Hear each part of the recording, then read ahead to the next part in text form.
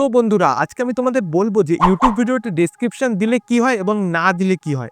Description দিলে কি আরো বেশি ভিউজ আসবে কি না দিলে বেশি ভিউজ আসবে, তো ইউটিউব কি বলছে এই ব্যাপার আর 5 বছরের এক্সপিরিয়েন্সের ভিত্তিতে বলবো, কারণ আমি ইউটিউবে অনেক চ্যানেল চালাচ্ছি এবং সেখানে আমি নানান ভিডিওতে ডেসক্রিপশন দিয়ে এবং না দিয়ে নানান টেস্ট করে দেখেছি যে ভিউজের কি ফারাক আসছে। তো তার ব্যাপারেও বলবো, তো চলো ভিডিওটা শুরু করি। তো ইউটিউবে ভিডিও আপলোড করার সময় আমাদের 4টে জিনিস ভিডিওতে অ্যাড করতে হয় ভিডিওর সাথে সাথে। কি?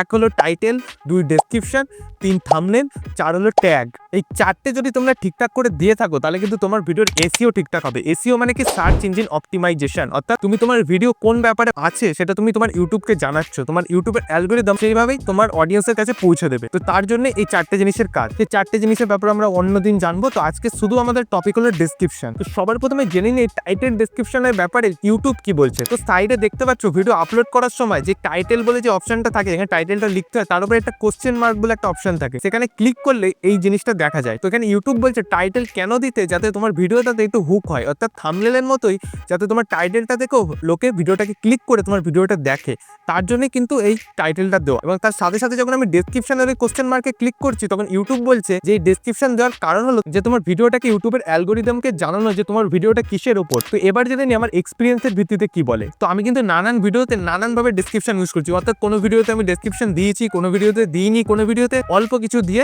ছেড়ে দিয়েছি। আর এই ভিউজের ফারাক কি দেখতে পেয়েছি তাও বলছি, ঠিক আছে? তো ডেসক্রিপশন না দিয়ে যখন আমি আপলোড করেছি তখন কিন্তু ভিউজ কিন্তু অতটাও কিন্তু দেখতে পাওয়া যায়নি, কারণ তখন সেই ভিউজগুলো এসেছিল সব ব্রাউজ পিএচআর বা সাজেস্টেড ভিডিওস থেকে এসেছিল। কিন্তু যখন আমি আমার ডেসক্রিপশনে নানান কিওয়ার্ড দিয়ে নানান ভালোভাবে ডেসক্রিপশনটাকে এসইও করে যখন আমি ভিডিওটাকে আপলোড করেছি তখন কিন্তু আমার ভিডিওতে ইউটিউব সার্চ থেকে ভিউজ এসছে, অর্থাৎ লং টাইমে আমার চ্যানেলে ভিউজ এসছে। তো সাইটে দেখতে পাচ্ছ এগুলো হলো প্রুফ, ঠিক আছে? এইসব ভিডিওতে দেখতে পাচ্ছ সব ইউটিউব সার্চ থেকে ভিউজ এসছে, 3 লাখ 4 লাখ এরকমভাবে ভিউজ কিন্তু এসছে। তো তোমরা যদি লং টাইমের জন্য খেলতে চাও, অর্থাৎ লং টাইমের জন্য যদি ভিউজ আনতে চাও তোমার ভিডিওতে, তাহলে কিন্তু তোমাদের ডেসক্রিপশন দিতে হবে, কারণ এতে তোমার ভিডিওতে সার্চে চলে আসার সম্ভাবনা কিন্তু বেড়ে যায়। কারণ ইউটিউব যেটা বলছে যে ইউটিউবের অ্যালগরিদম জানতে পারে যে তোমার ভিডিওটা কিসের ওপর, এবং সেটাকে বেস করে ইউটিউব তোমার যে ভিডিওটা সেটা টার্গেটেড অডিয়েন্সের কাছে পাঠায়। তো এর জন্য এর বেস্ট প্র্যাকটিস কি হবে যে তোমরা তোমার ডেসক্রিপশনটাকে ভালোভাবে এসইও করে তারপরে ভিডিওটাকে আপলোড করো। রিস্ক নেওয়ার কি আছে ভাই, একটুখানি ডেসক্রিপশন লিখে দিলে কি আছে। তো আজ এই পর্যন্তই, আবার দেখা হচ্ছে নেক্সট ভিডিওতে। আশা করি বোঝাতে পেরেছি। আর তোমাদের কোন টপিকের ডাউট এসছে আমাকে একবার কমেন্ট করে অবশ্যই জানিও,